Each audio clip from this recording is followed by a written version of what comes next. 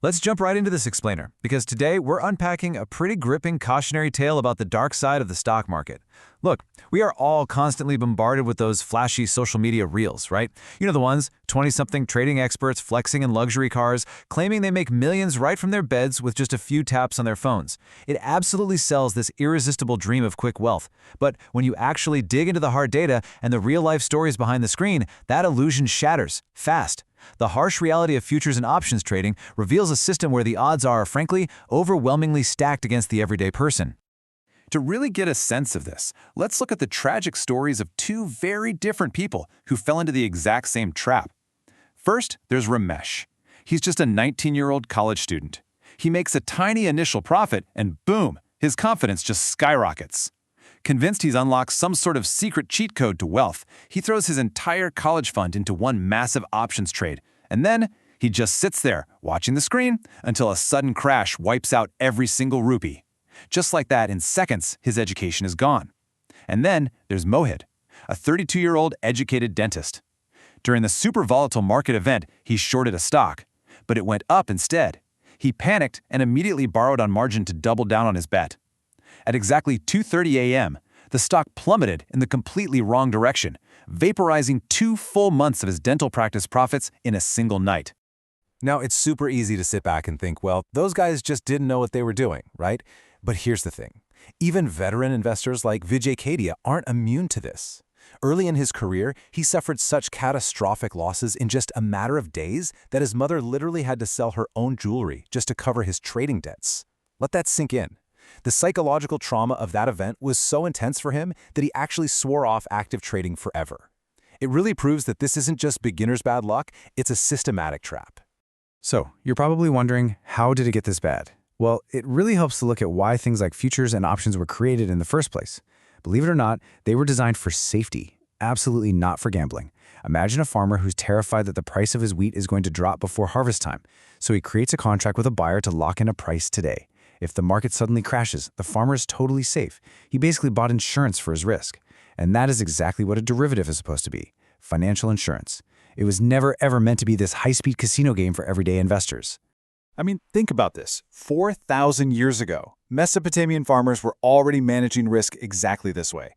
And by the Renaissance period, European exchanges were using similar forward contracts for things like wool, silk, and spices.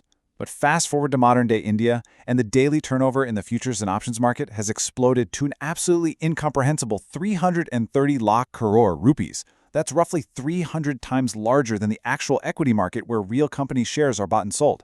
It's completely morphed from a risk management tool into this massive runaway engine for wild speculation.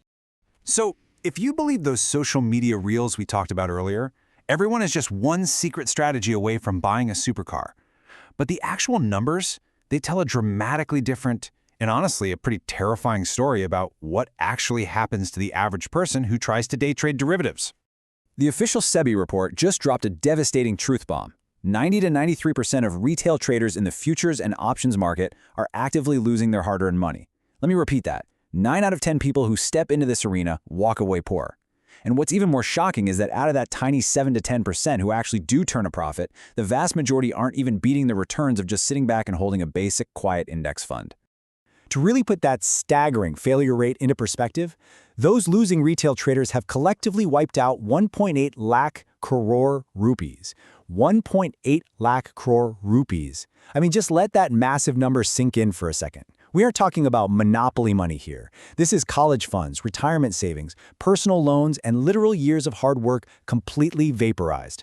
It is a wealth destruction event on a massive scale, and it's entirely fueled by this false hope that trading is some sort of easy side hustle. Because here's the harsh truth. Options trading is a zero-sum game. Money doesn't just disappear into thin air, right? If retail traders are losing 1.8 lakh crore rupees, well, someone else is making it. And that wealth is being scooped right up by massive financial institutions that are raking in an estimated 735 crore in profit daily. You have to realize, you are not trading against another guy sitting in his bedroom. You're trading against multi-billion-dollar firms armed with supercomputers and high-frequency algorithms that can execute thousands of trades in the time it takes your brain to even process a thought. You are literally bringing a knife to a nuclear gunfight. So with odds that terrible, why do people keep throwing their money into the fire? Well, it turns out it really isn't about intelligence at all. It's all about our neurochemistry. It all boils down to dopamine, Now, most of us think dopamine is the pleasure chemical, right? But actually, it's the chemical of anticipation. That modern trading screen with all its flashing green and red lights is engineered to act exactly like a casino slot machine. When you click buy, before you even know if you've won or lost, your brain gets this massive dopamine spike just from the sheer possibility of hitting the jackpot. That anticipation is what hooks you. And incredibly, ever so when you lose, the brain triggers another hit, tricking you into thinking, oh, I'll definitely get it next time. It's a completely addictive biological loop. And this psychological trap leads perfectly into what the sources called the Lucky 7 gambling strategy, or the martingale system. It goes a little something like this. You place a trade and you lose. Immediate panic sets in. So what do? You double the bet to recover the loss. But you lose again. So you double it again. Emotional traders continuously double down on their losing bets out of sheer desperation. And sure, it might work once or twice, giving you this dangerous false sense of security. But eventually, probability always catches up, and you end up doubling down right until your entire account balance hits absolute zero.